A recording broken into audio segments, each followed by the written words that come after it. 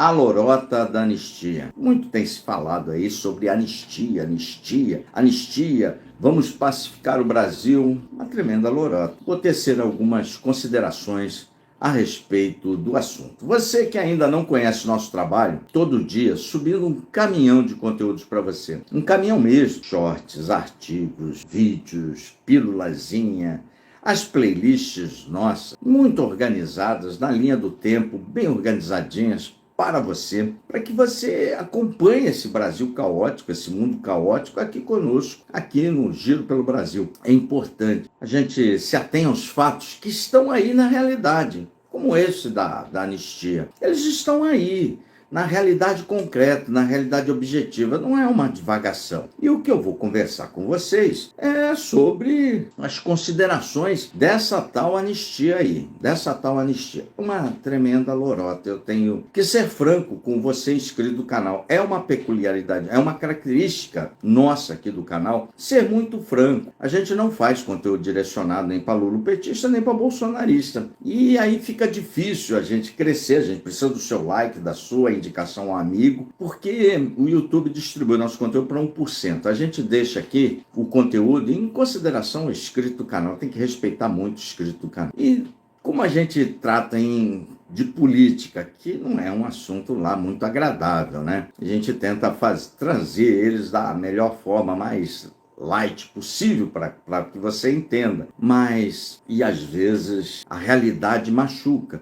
Não é como eu quero, não é como você quer, é como a realidade se impõe. A realidade se impõe em todas as coisas das nossas vidas. A realidade objetiva, ela se impõe. E aí eu tenho que trazer aqui, a gente não erra a análise por isso, porque a gente se atém não ao que eu gosto, não ao que eu quero, e não ao que o inscrito seguramente quer, gosta. A gente fala da realidade e aí você vai se ajustando a ela aí e vai tentando mudar. Cada um com o seu cada qual, né? Então, inscreve-se aí, indica o canal a um amigo. É uma tremenda lorota esse negócio da anistia. Eu vou explicar para você.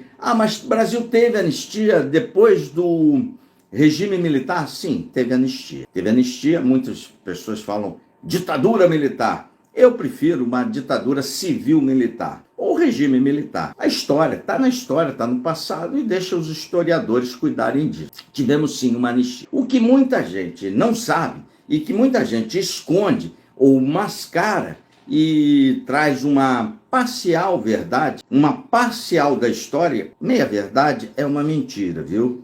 Ou você conta o Pai Nosso inteiro, ou esse negócio, só uma partezinha dele, o venha ao nosso, ao vosso. Não dá, né? Tem que contar tudo. Tivemos sim anistia. E aí eu vou tecer algumas considerações, vou fazer alguma digressão, vou fazer uma pequena digressão ao passado. Assim que teve o golpe de Estado, alguns chamam de golpe de Estado, outros chamam de contra-revolução de 64, outros chamam sim de movimento de 64. Assim que teve a contra-revolução, a ditadura se implantou civil-militar. Estou mudando aqui, eu sempre chamava de regime militar, mas de vez em quando eu chamo de ditadura civil-militar. Não foi uma coisa só dos militares, não foi. Um movimento grande, orquestrado da sociedade brasileira. Pessoas que foram destituídas das suas aspirações, que queriam efetivamente implantar, lá naquela época, década de 60, um regime comunista, uma ditadura do proletariado aqui no Brasil. A Revolução de 64, ou a ditadura de 64, o regime de 64 se contrapôs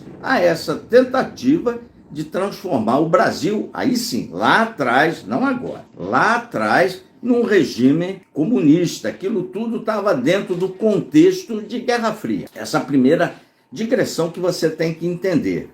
Pessoas pegaram em armas. Agentes do Estado brasileiro pegaram em armas e combateram uma guerra de guerrilha e uma guerra de terror. As pessoas que queriam implantar o regime comunista conduziram uma guerra de guerrilha e uma guerra de terror. Uma guerra suja. Toda vez que você combate a guerrilha ou combate o terrorismo, as características desse combate são características sujas. É uma guerra irregular, suja, onde ambos os lados sujam as mãos, dois lados sujam as mãos. Por isso, no Brasil tem uma tendência a contar só uma partezinha da história. A parte da esquerda, que queria efetivamente implantar um regime comunista no Brasil, fazia atentado terrorista, bombas, como você vê aí nos filmes, como você vê no Oriente Médio, como você vê atentados na Europa, bombas explodindo em aeroportos, matando civis, matando as pessoas aí, transformando pessoas em carne de hambúrguer. Conduzia uma luta de guerrilha armada, tudo isso existiu. Faziam tribunais que denominados de justiçamento, que é você fazer justiça com as próprias mãos, onde muitos membros da esquerda que divergiam em algum momento eram assassinados, onde alguns agentes do Estado brasileiro eram assassinados, portanto sujaram muito as mãos de sangue. O grupo de guerrilha, por exemplo, da ex-presidente Dilma Rousseff, arrebentou a coronhadas o cérebro, o crânio, a caixa craniana de um soldado de 18 anos aí de idade. Arrebentou. Então pegaram, fizeram tem sangue nas mãos, conduziam essa guerrilha. Os agentes de Estado, do Estado brasileiro, sejam policiais civis, policiais militares e militares das Forças Armadas, combatiam isso. Também fizeram tortura, mataram gente. Então, ambos os lados sujaram as mãos de sangue. Essa é a primeira coisa que você tem que saber. Não foi, um lado bonzinho, outro lado mocinho. Não. Numa guerra irregular, todo mundo suja a mão de sangue, cara. Todo mundo. Então, não tem anjo nesse tipo de combate. O Estado brasileiro, especificamente as Forças Armadas, mais o Exército Brasileiro, ele venceu a guerrilha. Ele venceu, acabou com a guerrilha. Acabou literalmente. Ele venceu na sua luta do combate irregular. Acabaram o terrorismo e acabou a guerrilha. Ele venceu. É um dos poucos exércitos no mundo ainda invicto e que conseguiu vencer uma guerrilha. O inglês não venceu, o francês não venceu, o americano não venceu, o russo não venceu. É muito difícil vencer essa. Israel está lá se debelando, está se batendo com os grupos terroristas, não vai vencer. Portanto, quando eu ouço, aí tem que abrir o primeiro parênteses, muitos, sobretudo gente da direita, eu queria ver o exército brigando 2 horas contra isso. Não, é um exército que nunca foi derrotado, desde a Guerra do Paraguai. E um dos poucos no planeta, um dos pouquíssimos exércitos no planeta Terra que venceu uma guerrilha armada. O Exército Brasileiro, invicto ainda. Mas as pessoas falam muita bobagem porque não conhecem, não têm a menor noção do que estão falando, sobretudo a direita, o espectro político de direita. Eu uso essa terminologia, direita, esquerda. Eu não gosto dela, acho ela errada, mas as pessoas entendem assim mais facilmente. Então eu vou empregando essa terminologia, mesmo achando ela errada. Isto posto, a partir de 75 ou 77, está me fugindo a memória aqui, o Exército saiu da política. O presidente militar, Ernesto Geisel, retirou as Forças Armadas da política, tirou. Lá teve uma tentativa do golpe dentro do golpe, que você está ouvindo agora. Estão querendo fazer algumas ilações totalmente falsas, mas aquilo ali existiu. Um personagem atual é o general Heleno. Ele era o ajudante de ordem do general Frota da época. Era da linha dura que queria derrubar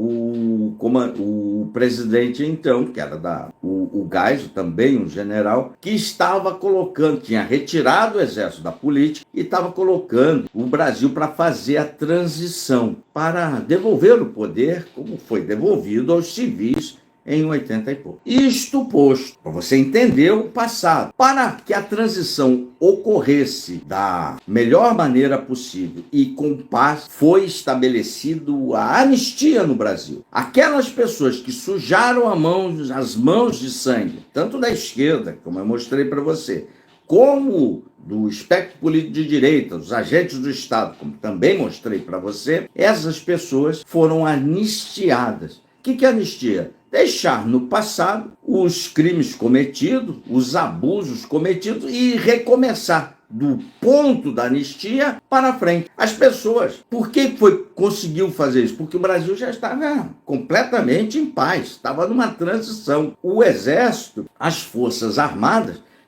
o Estado brasileiro tinha debelado a guerra de guerrilha. Tinha acabado, eles ganharam a guerra. Eles perderam na escrita, na história, como contar a história, mas no fato, nos tiros aí, acabou. Não tinha mais rebelião, não tinha mais atentados terroristas no Brasil, não tinha mais guerra de guerrilha, porque tinha acabado, porque tinha se ganho a guerra. Muita gente foi anistiada, tinha sido exilada. Foi um dos períodos autoritários do regime militar, comparado com os outros regimes. Nada justifica a violência do Estado, mas se você comparar com os outros, no Brasil não morreram 500 pessoas em 20 anos de regime militar. A Argentina, 30 mil, o Chile, a Argentina acho que foi mais de 30 mil, o Chile 30 mil mortos. O Brasil não chegou a 500, tá certo. Uma vida não justifica a violência do Estado. Sei tudo isso, só estou te mostrando o quanto que era um regime militar. Não era violento, não era violento. Mas as liberdades individuais, essas sim eram cerceadas. Não estou justificando o período histórico. A história está ali, estude, veja, tire as suas conclusões. Está para os historiadores, está muito no passado. Essas pessoas foram anistiadas, acabou. Começou uma vida nova e teve depois da anistia, se trabalhou uma nova Constituição, que veio a ser a Constituição de 1988. Uma Constituição que não queria, a Constituição, denominada Constituição Cidadã, era um respiro dos 20 anos de regime militar. As pessoas ansiavam por liberdade, por eleições livres, diretas, sem a interferência do Estado. Foi pactuado a Constituição de 88, o Exército fez parte dessa pactuação. Aí teve o período de anistia. Agora, vamos ter anistia agora. Depois que você entendeu todo o processo de anistia que ocorreu no passado, as pessoas fazem uma falsa correlação. Primeiro, que não tem conflito no Brasil. Não, tem uma disputa política, que um lado ganhou, outro lado alegou fraude nas urnas, sem ter, já está aí. Nos depoimentos dos envolvidos, todo mundo, depoimento do Mauro Cid, dos generais, estão todos aí abertos, à disposição do público, à disposição dos senhores e das senhoras todas. Não houve fraude, todo mundo sabia, inclusive o lado contestador sabia. O lado do Bolsonaro sabia que não tinha fraude. Era apenas uma manipulação política dos seus apoiadores. Apenas isso. Esse lado fez uma tentativa de golpe de Estado para se perpetuar no poder, estabelecendo, se bem sucedido, uma ditadura. Era isso, sem meias palavras. Os depoimentos estão todos abertos, o inquérito da Polícia Federal está todo aberto, é a mesma polícia que prendeu o Lula, é a mesma polícia que fez os laudos todos para a condenação do Lula, todos eles. É a mesma polícia que prendia a gente do Mensalão, Petrolão, é a mesma PF, com o mesmo modo operante e com os mesmos agentes da Polícia Federal.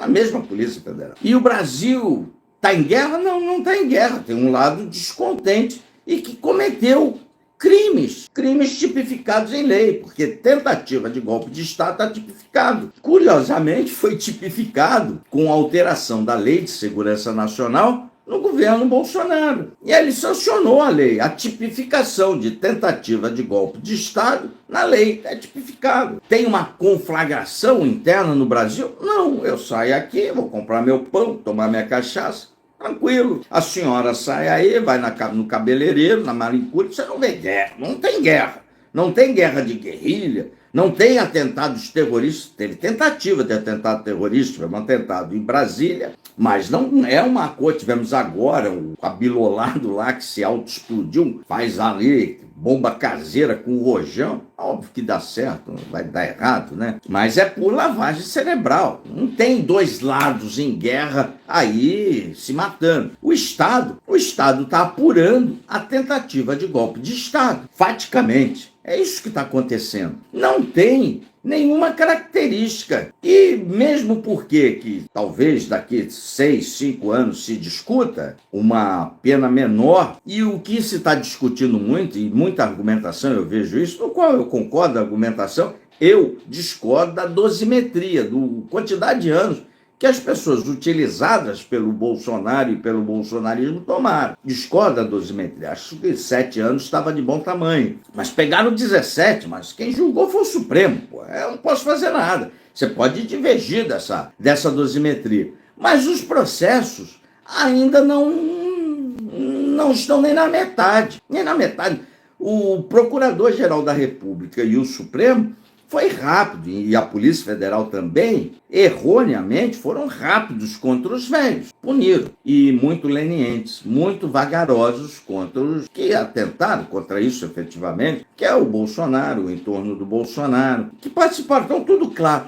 Não estou inventando nada, é só entrar no site do Supremo e baixar o inquérito, e ler todo ele, baixar os depoimentos das testemunhas e ler todo ele, não tem sigilo. Mas existe alguma coisa nos processos, sobretudo os inquéritos das fake news e das milícias digitais, que estão sob sigilo. Isso tudo tem que vir a público e tem que se produzir um julgamento de tudo, para se fechar esse livro da história. Depois de todas as pessoas julgadas, aqueles que foram condenados na medida da sua culpabilidade, depois de tudo encerrado, aí sim pode-se discutir, não bem uma anistia, mas uma espécie de perdão. Porque foi um lado só que cometeu, que abusou das prerrogativas, das liberdades que a democracia oferece. O Brasil não é uma democracia, uma ditadura. Já falei várias vezes, o Brasil não é uma democracia plena. É uma democracia apenas eletiva. Mas por que isso? Porque o Senado não faz a parte dele. Ele não faz porque não quer. Porque não quer. Simples assim. Se ele quisesse, faria e voltaria a ser uma democracia quase plena. Porque para ele tornar o Brasil uma democracia plena, o Senado teria que conter o Supremo e o Congresso deveria abrir mão dessas emendas aí que são do Executivo, que enfraquecem o Executivo. Essas emendas PIX, RP9, o orçamento secreto, a matéria está sendo julgada ali no Supremo. Todo mundo teria que abrir mão de poder. Ninguém quer abrir mão de poder, a gente fica nessa brincadeira de democracia, muito longe de ser uma democracia plena, mas não é uma ditadura, é uma democracia eletiva, muito disfuncional, com um desequilíbrio muito grande entre os poderes. É isso, não é ditadura. Se fosse ditadura, eu não poderia estar dando paulada nem no A e nem no B. E aqui a gente fala de todo mundo, a gente fala do Lula, fala do Bolsonaro, e falamos dos dois com nenhum carinho. Porque eu acho que esses dois populistas afundam e afundaram o Brasil. Mas essa é a minha opinião, pode ser diferente da sua. A diferença é que eu respeito a sua opinião. Nós podemos não concordar, mas somos civilizados, temos que respeitar os demais pontos de vista. É assim que funciona num regime democrático. E depois o povo vota e elege lá quem ele acha que deve eleger. Isso não é problema meu. O que eu quero lhe dizer é que a anistia, como estão falando aí nas redes, é uma tremenda balela. Porque antes do Supremo julgar, se o Congresso definir, o próprio Supremo a tornará inconstitucional. Se você olhar o caso pregresso, que já aconteceu, que já tem jurisprudência, o perdão, que eu não concordei, eu acho que o perdão judicial, eu vou tratar do perdão judicial, o perdão judicial deve ser, que está na Constituição, que o Supremo fez outra leitura, porque o Senado permitiu. Eu acho que é igual do americano. O Biden agora acabou de tirar o bumbum do seu filho da reta. Deu perdão judicial ao seu filho. O Bolsonaro tinha dado perdão judicial ao maluco do Daniel Silveira. O Supremo falou não, está revendo uma decisão da Suprema Corte. O perdão judicial, ele vai além do rever. E é uma decisão exclusiva, unilateral do presidente eleito. Se vai rever decisão da Suprema Corte ou não rever decisão da Suprema Corte, isso é um problema exclusivo do mandatário que foi eleito, não é do Supremo. O Supremo fez ativismo ali, mas é o que está valendo. Não é o que eu gosto, mas é o que eu queria, Não é o que eu acho certo, mas é o que está valendo. Se derem anistia, o Congresso der, essa jurisprudência vai ser colocada em... Estão revendo decisão do Supremo e vai torná-la inconstitucional. Portanto, não tem a menor possibilidade, nos próximos 1, 2, 3 anos, antes que todos os envolvidos sejam julgados, absolvidos ou condenados dentro do nosso sistema de lei, tendo o devido processo legal como guia, com direito à defesa, acusação, ampla defesa, tudo direitinho. Aí sim, talvez lá na frente se possa discutir uma espécie de perdão, porque não tem o que anistiar só um lado, porque o outro lado não fez nada. O outro lado, nesse caso, não fez nada. Quem está conflagrando e que tentou um golpe de Estado foi a direita. Quem foi a turma do Bolsonaro, não a direita, né? A direita não fez isso, mas a direita bolsonarista sim. Um golpe de Estado muito claro nos autos da polícia. Quem tentou colocar uma bomba no aeroporto de Brasília, colocou, só não explodiu. A direita Bolsonaro. Quem fez agora, mais recentemente, esse ataque a direita Bolsonaro. Quem, num ato de desespero absoluto, depois que todas as tratativas do golpe deram errado, as Forças Armadas não participaram, quem lá, num ato de desespero absoluto, vamos esculhambar tudo aqui, quebrar tudo, para que se tenha uma GLO, a direita bolsonarista. Não há o que anistiar quando só um lado cometeu o crime. Não tem dois lados com mãos sujas. Existe um lado que fez besteira, que infringiu as regras e que cometeu uma série de ilícitos penais, como o inquérito da polícia mostra, torna claro e está à disposição de todos. Portanto, a anistia, como estão vendendo aí, vendendo para manipular, vendendo para fazer voto, ela não tem nenhuma possibilidade de prosperar